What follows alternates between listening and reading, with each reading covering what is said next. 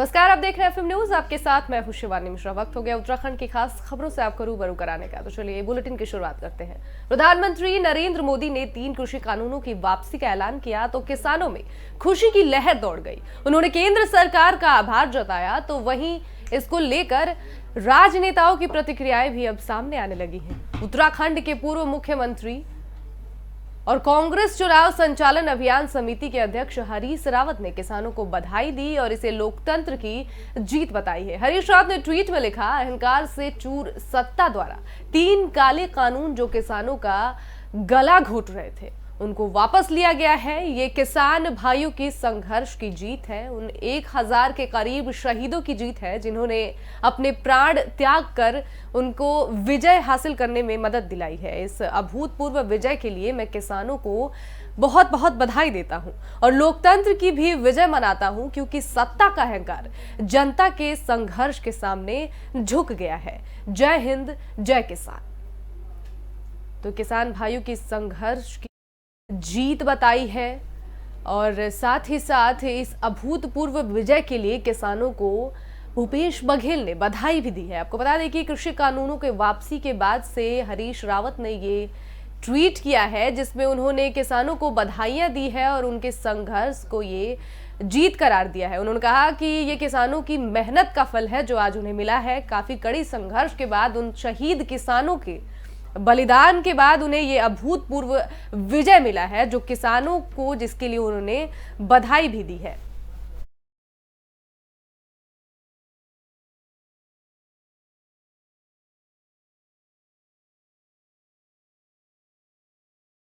अब बुलेटिन में अगली खबर का रुख करेंगे। कृषि में सुधार के लिए लाए गए 3 कानूनों को केंद्र सरकार वापस लेने का ऐलान कर चुकी है। इससे उत्तराखंड के किसानों में भी खुशी की लहर दौड़ गई है। बता दें कि हरिद्वार जिले के किसान संगठनों ने इस पर खुशी जाहिर करते हुए इसे अपनी जीत बताया है। इसके साथ ही उन्होंने केंद्र सरकार का आभार जताया है। आपको बता दें कि पिछले साल केंद्र सरकार ने 3 कृषि कानून लागू किए थे और इसको लेकर हरिद्वार जिले के किसान भी लगातार विरोध कर रहे थे, लेकिन अब जब पीएम मोदी ने कृषि कानून वापस लेने का ऐलान किया है तो वो बेहद खुश नजर आ रहे हैं। बता दें कि कृषि कानूनों की वापसी के ऐलान के बाद किसानों में खुशी की लहर दौड़ गई है। कड़ी तपस्या के बाद उन्हें ये खुशी की खबर मिली है कि कृषि कानून वापस ले लिए गए हैं और इसके साथ ही उत्तराखंड के किसानों में भी अब खुशी का माहौल देखने को मिल रहा है। देर से सही लेकिन भावनाओं का सम्मान किया गया है।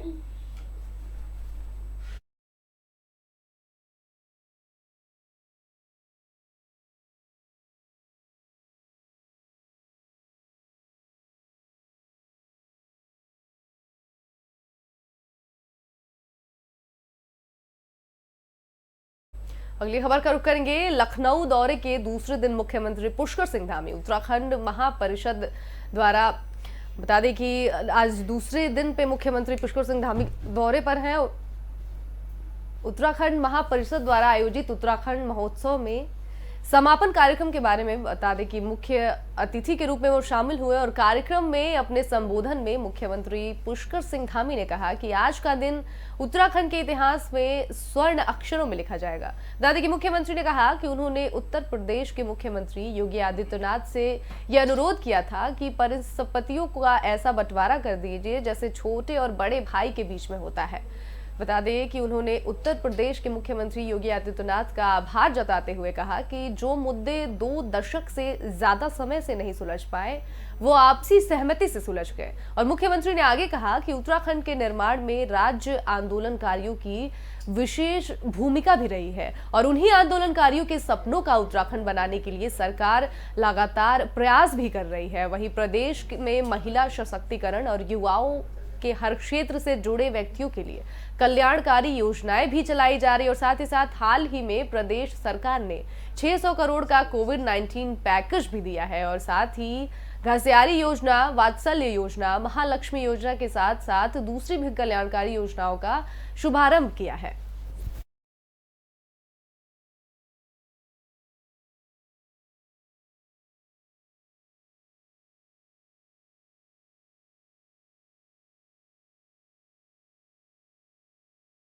और प्रधानमंत्री नरेंद्र मोदी ने आज राष्ट्र के नाम संबोधन में पिछले करीब 1 साल से विवादों में घिरे 3 कृषि कानूनों को वापस ले जाने की घोषणा कर दी है। अपने संबोधन में प्रधानमंत्री ने कहा कि 5 दशक के बाद, बता दें कि प्रधानमंत्री ने यह भी कहा कि 5 दशक के अपने सार्वजनिक जीवन में मैंने किसानों की मुश्किलें, चुनौतियों को बहुत ही करीब से अनुभव किया है। उन्होंने राष्ट्र को संबोधित करते हुए छोटे किसानों को लाभ पहुंचाने के लिए अपनी सरकार की तरफ से उठाए कदमों पर भी चर्चा की है। और वहीं भारतीय किसान यूनियन के नेता और राष्ट्रीय प्रवक्ता राकेश टिकैत ने भी ये बयान दिया है। प्रधानमंत्री मोदी के ऐलान के तुरंत बाद ही राकेश टिकैत ने ट्वीट करके कहा कि आंदोलन तत्काल वापस नहीं होगा। हम उस दिन का इंतजार करेंगे जब कृषि कानूनों को संसद में रद्द किया जाएगा और सरकार एमएसपी के साथ साथ किसानों के दूसरे मुद्दों पर भी बातचीत करेगी। तो कृषि कानूनों को संसद में रद्द किए जाने की मांग की है राकेश टिकैत ने। और तीनों कृषि कानून वापस लिए जाने के बाद तुरंत ही राकेश टिकैत का ये ट्वीट जो है वो सामने आया है, जिसमें उन्होंने साफ तौर पर यह कहा है कि आंदोलन तत्काल रूप से खत्म नहीं किया जाएगा जब तक इस मुद्दे को संसद तक नहीं ले जाया जाएगा, वहां से रद्द नहीं किया जाएगा, तब तक किसान लगातार टिके रहेंगे अपनी बात पर। और इसके साथ ही आपको बता दें कि राहुल गांधी ने भी ट्वीट करके किसानों का समर्थन किया है और साथ ही साथ दिल्ली के मुख्यमंत्री अरविंद केजरीवाल ने भी ट्वीट करके किसानों को बधाई दी है। और राहुल गांधी ने भी किसानों को बधाई देते हुए कहा कि ये किसानों के लिए एक बड़ी जीत है। और बता दें कि राकेश टिकैत का ये बयान जो है, प्रतिक्रिया जो है ये सामने आई है। उन्होंने ट्वीट करके और किसानों को बधाई दी है और साथ ही साथ उन्होंने ये भी बात कही है कि आंदोलन अभी खत्म नहीं होगा पूरी तरीके से, क्योंकि जब तक संसद तक ये बात नहीं पहुंचती है और कृषि कानून वहां से रद्द नहीं किया जाता है, किसान अपनी बात पर टिके रहेंगे।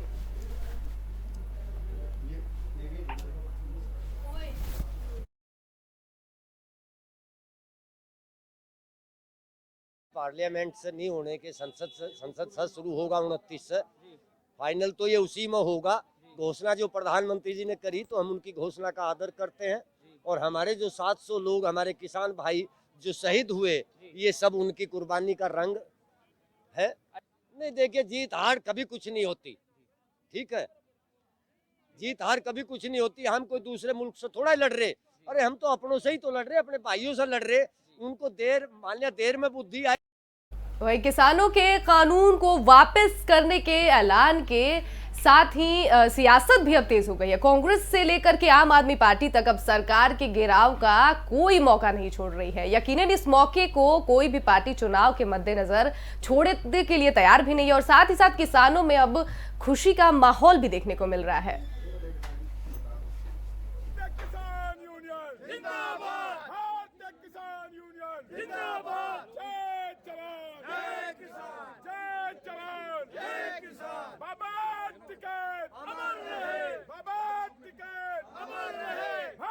किसान यूनियन जिंदाबाद। चौधरी राकेश टिकैत जिंदाबाद। चौधरी नरेश टिकैत जिंदाबाद। चौधरी राकेश टिकैत जिंदाबाद। चौधरी नरेश टिकैत जिंदाबाद। भारतीय किसान यूनियन जिंदाबाद। भारतीय किसान यूनियन जिंदाबाद। चौधरी राकेश टिकैत का लड़ करो, जिंदा रखा और मजबूती प्रदान करी।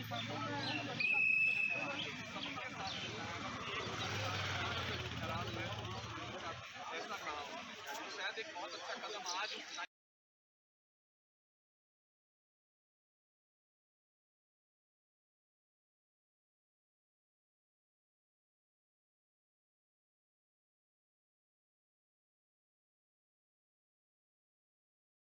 और आम आदमी पार्टी के राष्ट्रीय संयोजक और दिल्ली के मुख्यमंत्री अरविंद केजरीवाल ने 21 नवंबर को एक दिवसीय दौरे पर हरिद्वार आएंगे और इस दौरान केजरीवाल यहां रोड शो में शामिल होंगे और फिर कार्यकर्ताओं के साथ बैठक में आगामी विधानसभा चुनाव की तैयारियों पर मंथन भी करेंगे। बता दें कि गुरुवार को दून में आपके प्रदेश कार्यालय में प्रदेश प्रवक्ता नवीन पिरसाली ने पत्रकारों से वार्ता में कहा कि पार्टी ने उत्तराखंड को देश की आध्यात्मिक राजधानी बनाने का संकल्प लिया है।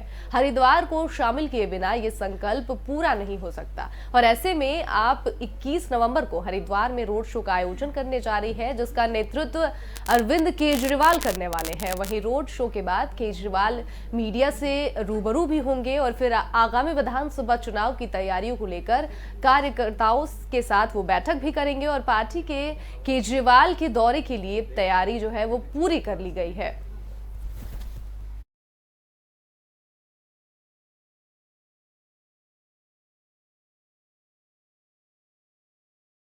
और बद्रीनाथ नया त्रासे लौटते समय कांग्रेस पूर्व प्रदेश अध्यक्ष किशोर उपाध्याय ने कर्णप्रयाग में आयोजित प्रेस कॉन्फ्रेंस में कहा कि वनाधिकार कानून 2006 के तहत हमारे हक वापस मिलने चाहिए।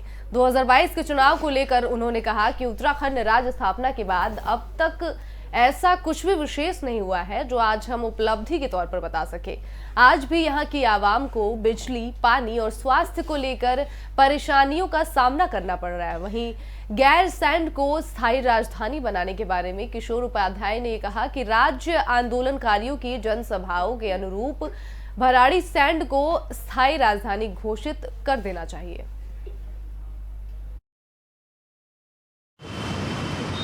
देखिए, मैंने दो बातें कही हैं। पहली बात तो ये है कि आपको जो है सरकार की परिभाषा बदलनी चाहिए। सरकार का काम होना चाहिए लोगों के जीवन को सुरक्षा दे, उनको उनका पेट जो है, जो भूख है, उसको शांत करने की व्यवस्था करे।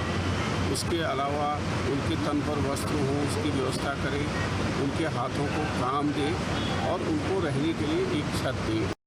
और सैन्य घाम निर्माण के लिए शहीदों के घरों से पवित्र मिट्टी एकत्र के लिए सैन्य सम्मान यात्रा का आगाज हो चुका है और इस कड़ी में अल्मोड़ा जिले के सल्ट विधानसभा में शहीद सम्मान यात्रा शुरू कर दी गई है।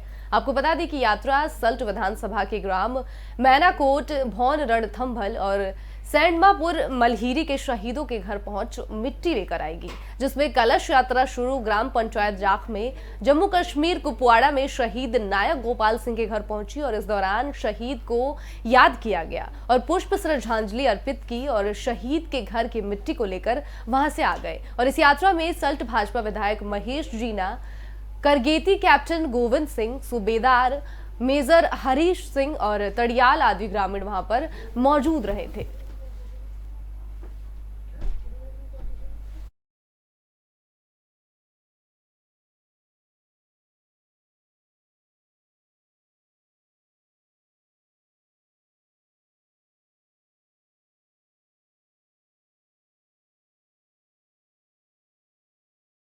बुलेटिन में अगली खबर का रुख करेंगे। उत्तराखंड की राजधानी देहरादून में दीपावली के दिन के कई दिनों बाद भी प्रदूषण के स्तर में अब सुधार नहीं देखने को मिल रहा है। वायु प्रदूषण और एक्यूआई में आए उछाल से दून में भी सांस लेने में घुटन का खतरा लगातार बढ़ा हुआ है और डॉक्टरों के अनुसार हवा में मौजूद खतरनाक तत्व स्वास्थ्य को काफी नुकसान भी पहुंचा सकते हैं। खास तौर से सांस संबंधित समस्याओं वाले मरीजों को इसके कारण परेशान होना पड़ सकता है। वहीं PM 2.5 का AQI 449, सवेरे PM 10 का AQI 425 बना हुआ है, जो कि सेहत के लिए बेहद खतरनाक स्तर है। और इसके अलावा हवा में 65% नमी भी बनी हुई है और केवल O3 AQI के स्तर में ही संतोषजनक कमी आई है। बता दें कि प्रदूषण नियंत्रण बोर्ड के आंकड़ों के अनुसार देहरादून की आबो हवा में धुएं से जहर घुल गया है और हवा में PM 10 के लिए वार्षिक औसत स्तर 20 माइक्रो प्रति घन मीटर और 24 घंटे के लिए 50 माइक्रो प्रति घन मीटर से ज्यादा नहीं होना चाहिए। वहीं PCB के मानकों में ये 60 और 100 माइक्रोग्राम प्रति घन मीटर होना चाहिए, जबकि देहरादून में ये 6 से 7 गुना तक ज्यादा बना हुआ है। इस बुलेटिन में फिलहाल के लिए इतना ही। तमाम अपडेट्स के लिए देखते रहे FM न्यूज़। नमस्कार।